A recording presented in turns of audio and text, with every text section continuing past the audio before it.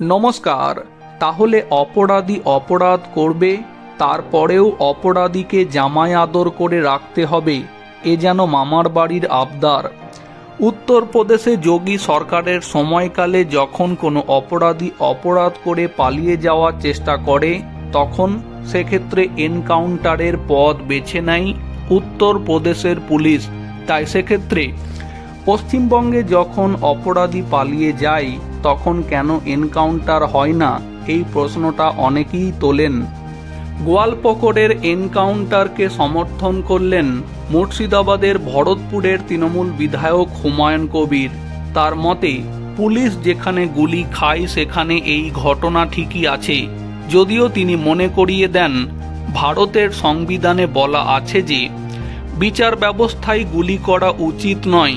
তার দাবি, যোগী রাজ্যে অর্থাৎ উত্তরপ্রদেশে যে ধরনের এনকাউন্টার হয় তা সমর্থনযোগ্য নয়, তবে বিভিন্ন কেসের গুরুত্বের ভিত্তিতে এনকাউন্টার সমর্থন করা যায় বলে মনে করেন তিনি।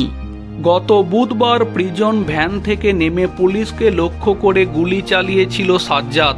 পালিয়ে যাওয়ার পর থেকে চলছিল তল্লাশি। প্রশ্ন উঠেছিল, একজন বন্দি আসামির কাছে বন্দুক এলো কোথা থেকে? সেই প্রসঙ্গে বিধায়ক হুমায়ুন কবির দাবি করেন, জেলের মধ্যে বন্দুক আনা অসম্ভব। তিনি বলেন, আমিও এক সময় জেলে ছিলাম, সেই সময় ত্রিস্তরীয় চেকিং হতো। আমি একটা কেসে এক আইপিএসের সাথে বিতর্কের জেরে 80 দিন জেল খেটেছি। 3 বার করে চেকিং হয় জেলে, তাই ভেতর থেকে বন্দুক আনা অসম্ভব ব্যাপার।